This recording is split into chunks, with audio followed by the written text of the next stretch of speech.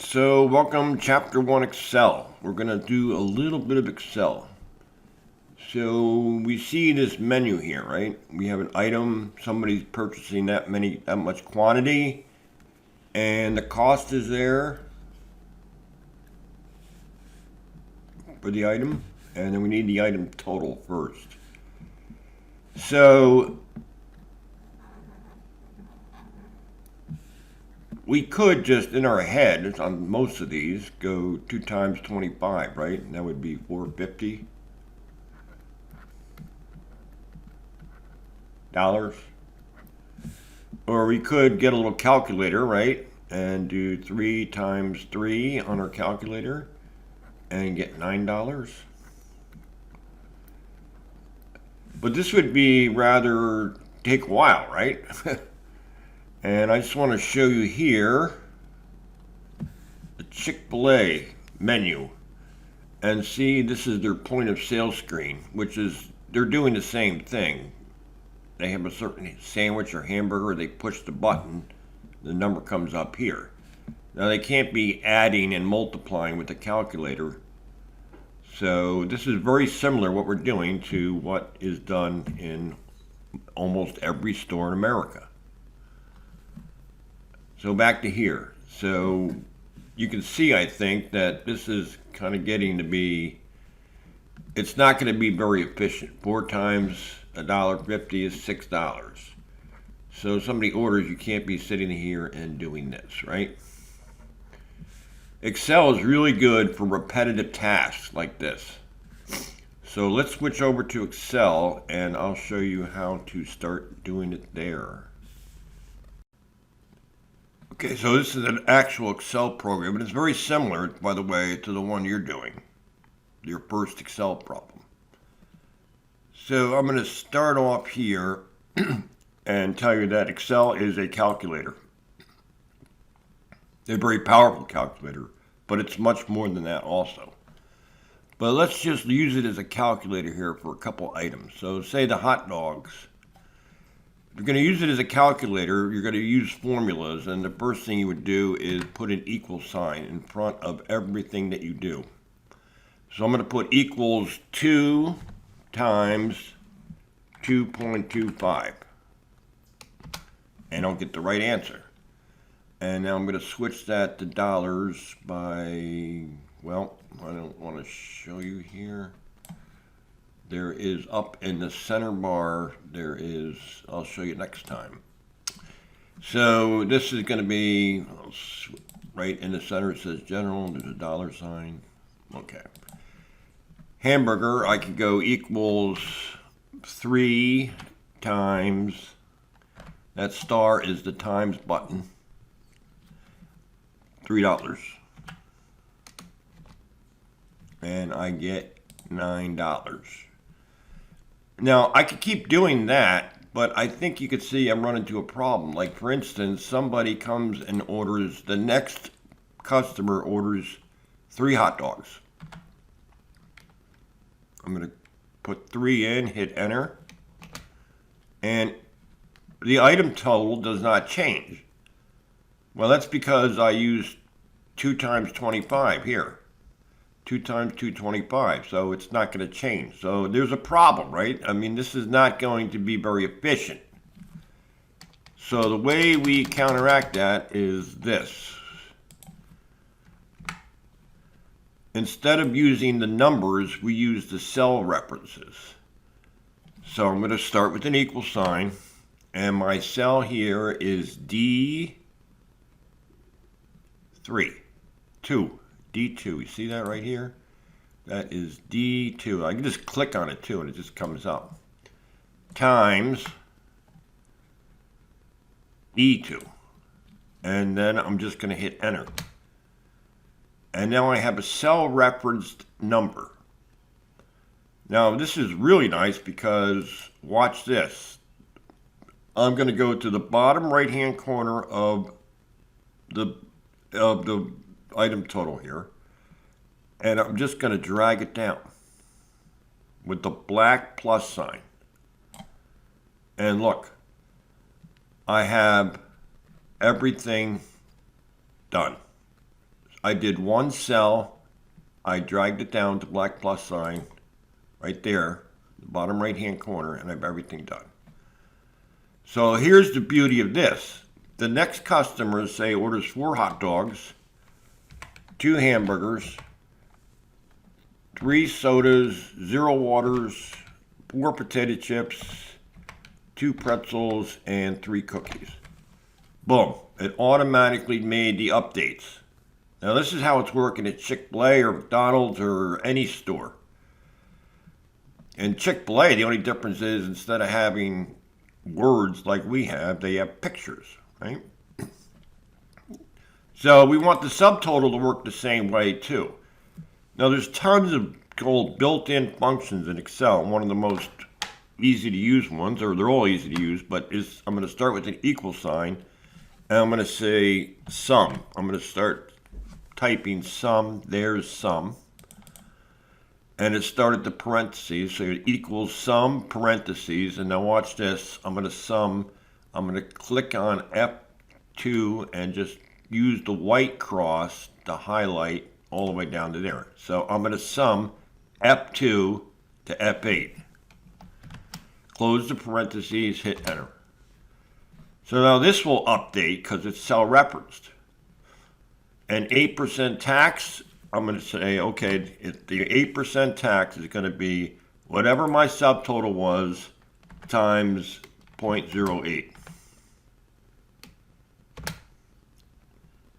And my total, I could use sum again, but watch this. I'm going to just say that equals, my total equals this, and I'm going to use the plus sign plus this cell. Again, cell referenced. Now let's say the customer pays $40.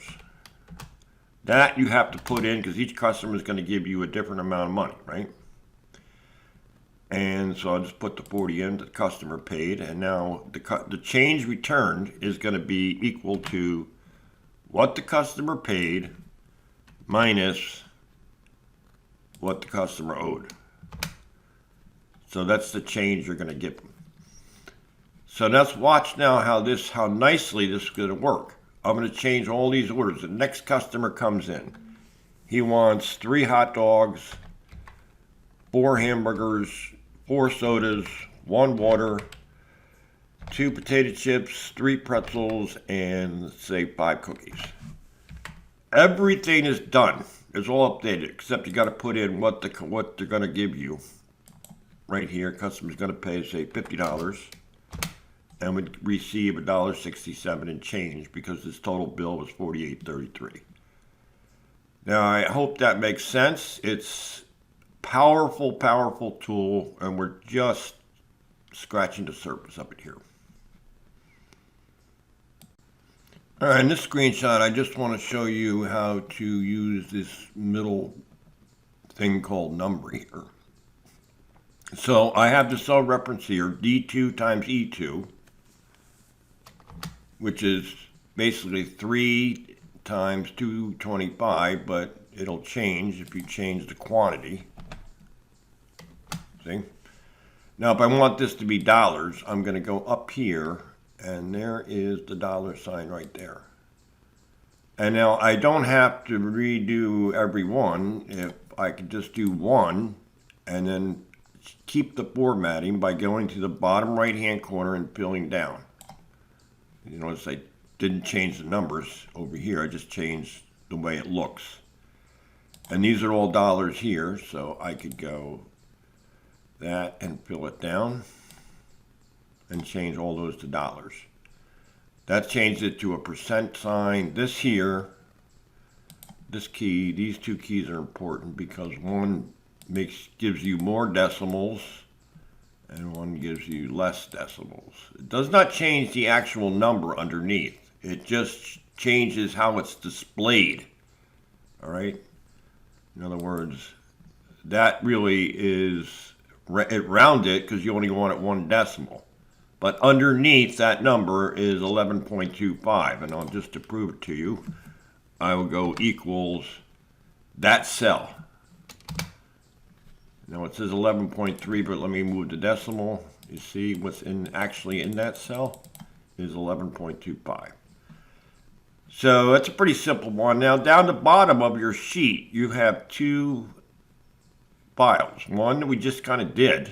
It'll be a little bit different, but it's, and this one here. So I can just click on the file, and I see now that we have a file called temperature conversion.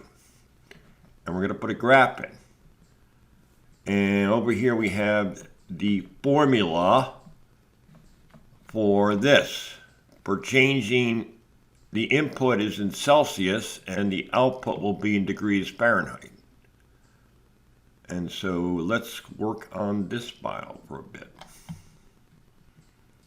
Okay, so here's our problem. I just want to do one of these by hand, maybe with a calculator too. But to convert Celsius, which is the input right here,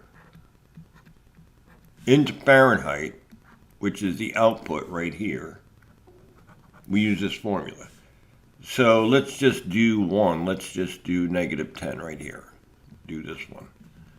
So my input's going to be -10 for Celsius. So my Fahrenheit temperature is going to equal 9/5 times a -10 plus 32. Recall from the order of operations, you do this one first. This one I can actually do in my head, although I wouldn't expect you to. -10 divided by 5 is -2. -2 times 9 is -18. Plus 32, which is the same thing as 32 minus 18. So I get Fahrenheit would be 14 degrees. So I'm going to put a 14 up here.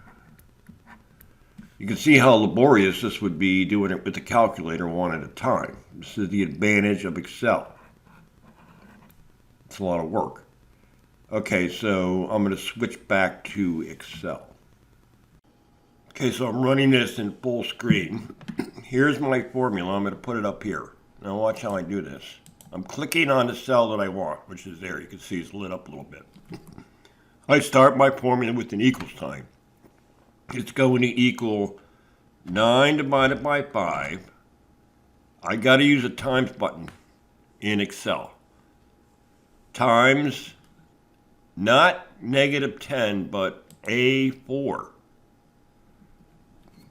plus 32.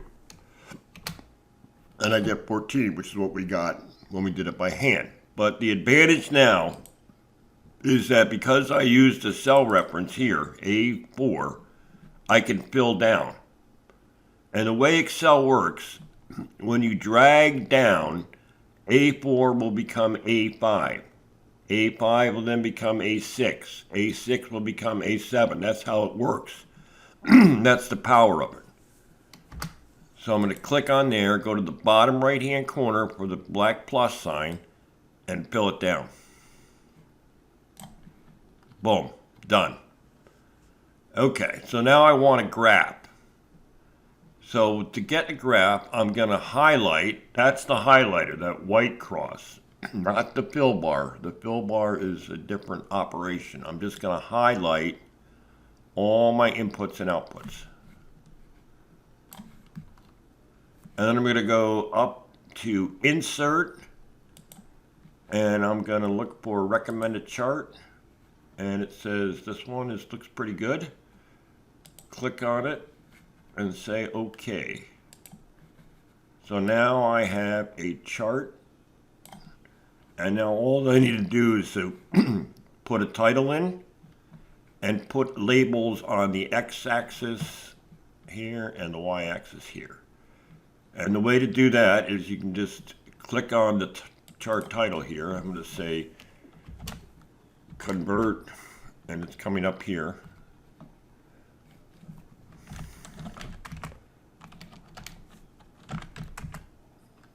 Celsius to Fahrenheit. And I got it right here. Now I want to add the x-axis and the y-axis label. The x-axis is the input, right? So what's the input? Well, it says it up there, but I can add them here by hitting that plus sign, and there's access titles right here. Click it, and the access titles come in. Now you just have to click on them and put your access title in there, and your access title in there, and you are done.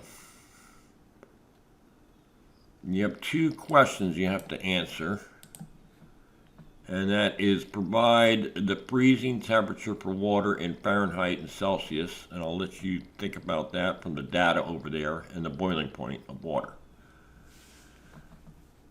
And that's it. That's what you're doing. We're off to a good start.